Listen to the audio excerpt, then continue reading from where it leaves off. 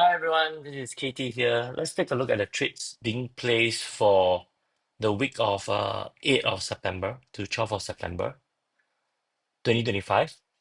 Let's take a look at the portfolio first. For 7 days, we can see that the portfolio is only 0.71% gain here. It's lower than the S&P 500. For month to date here, it's about 2.7%, a bit better than S&P 500. Year to date wise, it's about 91% versus 11.95%. And since inception here, it's about 317% versus 54%, about six times. So let's take a look at the trades, what has been placed for this week. Okay, so I think it was a bullish week here with all the bullish results, and there's a higher probability of rate cuts. That's why I decided to close all my puts position for SPY here. So got a credit for doing so. I closed my positions at for 520 and also 540. Next, for KTOS, I think it was fluctuating throughout the week, and because of CPI news also. So that's why KTOS is fluctuating below 64. It went up to 68. Hence, there was some, I would say, whipsaw here. Therefore, decided to roll down from $70 to $68 on the same strike price. Here, I got a credit of about zero point 0.4 for doing so. Next, roll GLD 1 week later. Gold is very bullish here because of rates are going to have a higher probability of being cut, since about 25 cents credit for doing so. Next, STZ started to roll it further away because STZ is on the bearish price action here. So I think I have to relook at the fundamentals because this is a Warren Buffett uh, stock in his portfolio. But fundamentally, maybe there isn't any positive news on this. But regardless, I need to take a look because I might want to switch counter to maybe reduce my holdings in STZ and probably sell more puts in other counters that are more having a bullish price action here. So roll it to October 17th here from October 3. Uh, Increase in the quantity, but decrease in the price here. Overall, it's still a net credit. So for Pfizer here, bought back Pfizer at $27 and then sold at $25 because Pfizer not having a positive price action also. So decided to decrease uh, the call options being sold at a lower strike price here. Got about 40 cents here. Okay. So for Google, roll it to October 17th from September 26th here. Got about close to 1.76 net credit. JPM also, the price action was whipsaw. Eventually, at the end of the week, it was higher than before. But regardless, roll it down to 295. I wanted to get out of JPM actually, and got a credit of about uh, 4.02 cents here.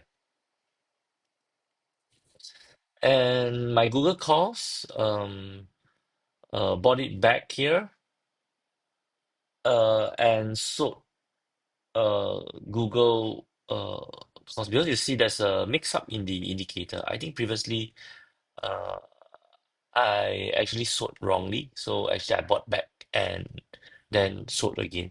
So I think it was a lucky move here because I sold at 25.21, but I bought back at 24.5, so about 71 cents credit for doing so.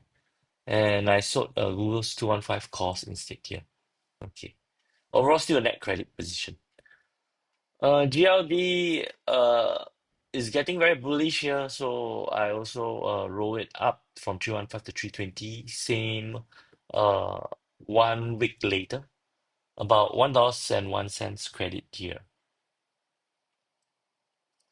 Next, JD decided to do a Lotto for this because have observed quite a number of people buying calls till next January 16, 26, and sell some puts here December 31st for $31 here. So overall, it's a net debit um for having this Lotto. Next, AAPL decided to get out of Apple because of the Apple launch. I think is not very good news to the consumers. Probably there's nothing much for the recent Apple launch of the new products here. That's why the price is very bearish here. So I switched from Apple to Google. Got about 15 cents different for almost the same strike price but different counter. So this is one strategy that we can do for just switching over. But why from September 19 to October 10? Because the September 19 230 strike price is not the same premium because Google at that point of time, the spot price is actually higher than Apple. That is the difference why. If status quo at the same time, where it's the same spot price and also same strike price, then the premium will be the same and the same expiration date. SoFi was having a bullish price action, so decided to close my $27 call and roll it up to $28 call and also further expiration.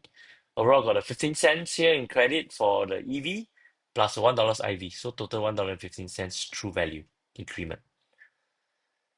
Next, KTOS also observe a bullish price action. That's why uh, bought back at 60, roll it up to 62.5 here, and 1 week later.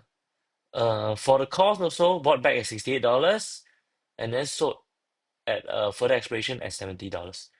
Next week I might also continue doing this because Katos is having a very bullish price action here. Overall, it's still a net credit for doing so. Same for Katos on September 26. So we met September 26 to September 26, 23. So overall, doing so still a positive net credit for Katos. Next, SDZ got assigned throughout the week because SDZ has a bearish price action. And Google at 210 decided to roll it earlier for expiration from October 3 to 19, increasing the strike price here. And there's an increase in the premium for doing so, a credit about 0.49 cents here for doing so. So this also take away some accessibility here. But next week we will see expiration maybe out of the money because gold is still having a positive price action. ETHA here roll 1 week later, got about 28 cents credit.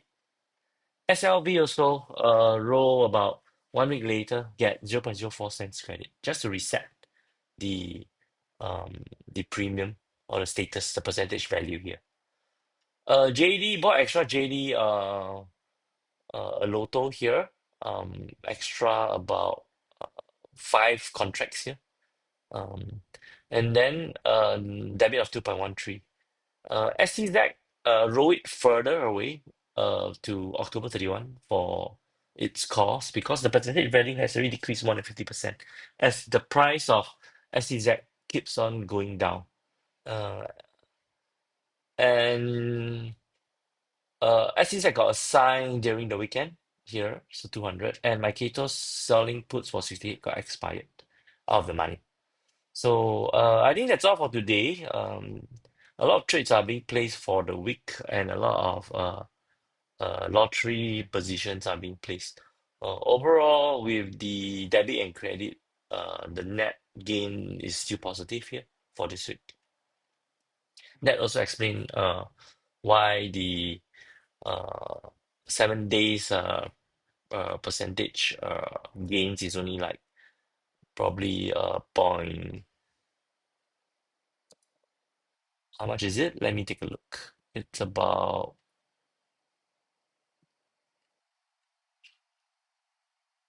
yeah. So I think it explains why the percentage gain for the week is less than 1%. Okay. Can't get it out here because yeah, some issue here. Okay. Yeah, 0.71%. If not, usually it'll be more than 1%, I would say. Yeah. I think that's all. So remember to like this YouTube video, subscribe to this channel, turn on the notification bell, and have a great day, everyone. Signing off here.